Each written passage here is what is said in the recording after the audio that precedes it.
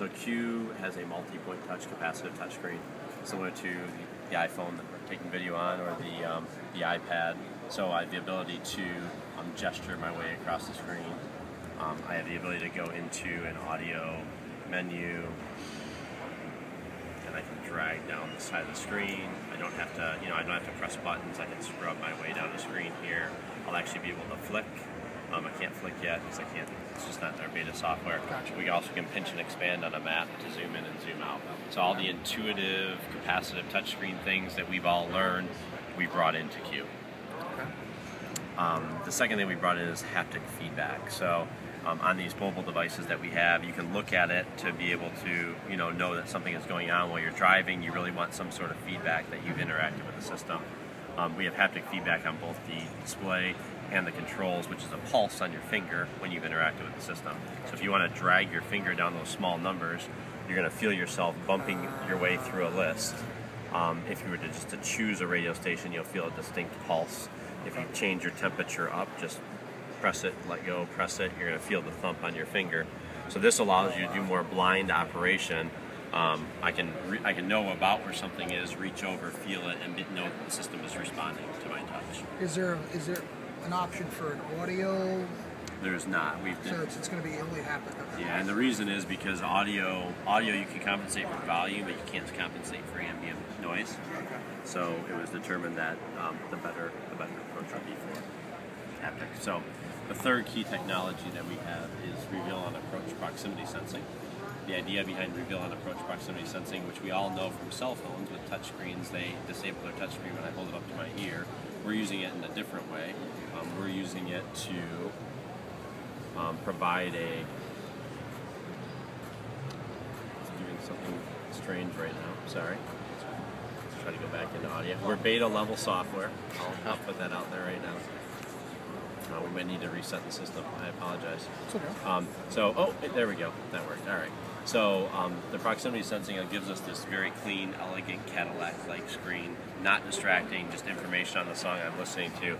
As I approach the screen, the system knows I'm going to interact with it, and it brings up an interaction bar, an application tray, and the ability to browse the screen. Okay. Hopefully, as I back away, the system will go back to its rest state of the very clean, elegant screen. So we use it to change your interaction with the system to make it a better interaction for the user. The fourth key technology that we have is natural language voice recognition. So we all know voice recognition today. Unfortunately, I can't show it in this environment, but I can tell you about it. Okay. We all know it today as structured voice recognition. So play artist, play album, or call someone at a location. If I don't say those words, the system doesn't respond to me. With CUE, you can speak freely. I want to hear some music by. I want to pair my phone. I'm lost and I need directions. CUE will listen to what you're saying and respond to you in a conversational sense to get you where you want to be in the system. It's almost like Apple's services. Very close. Except ours is embedded, theirs is in the cloud. Ours is limited to media, navigation, phone, and weather. Obviously with that. That's right. Apple, I can ask the meaning of life. We have put that in CUE. So that's the natural language voice recognition portion. Then our last, not necessarily a key technology, but a key feature in CUE is we've changed our structure for our devices that run these systems. We've brought in a high-speed network between the various devices in the vehicle to share all the information. You see a navigation map in your cluster. I can browse my device that I'm listening to in my cluster. And what we've done by doing all this is we've created and freed up some prime storage location in the center of the vehicle. So we have a lighted, flocked, rubber mat storage bin with a USB port in it. And the idea here is to basically pair your device, get your iPod in there when you get in the car, and allow CUE's intuitive interface to interact with the device so you aren't driving down the road trying to thumb on your device and This is just touch sensitive? Yep. If you hold your finger there long enough, you feel the haptic. So it's powered. Ah, okay, It's wow. powered? It's powered, yep. And if you touch it again, you'll feel the haptic, and then just move away. Oh, wow. So we ditched the pop-up nav for the pop-out buttons. Okay. It feels almost like a slight electric shock. I feel like this. It's an interesting way to yeah, think about it. Find that diamond ring That's right. That's right. The smuggle compartment.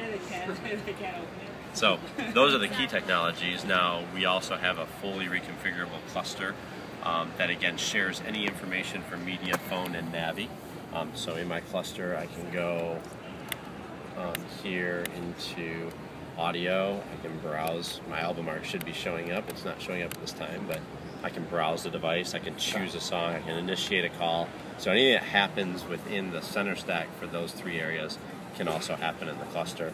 We also have the ability to, oh, there's my album art. It shows up as I go away. I have 4 different themes in the cluster, so I'm showing a performance theme. We have a simple theme. We have a balanced theme. We have an enhanced theme. I prefer the enhanced theme, so I'll show it to you. It's kind of the more super user in the system. Oh, wow. I have a persistent navigation map in the upper corner. I have 2 areas for driver information. I have my fuel and speed.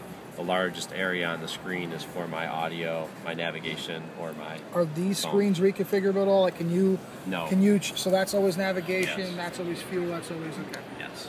Now, if the cruise here, that's always there, or is there any other display that? Oh no, yeah, that's fully. So that area is fully selectable for whatever you would want.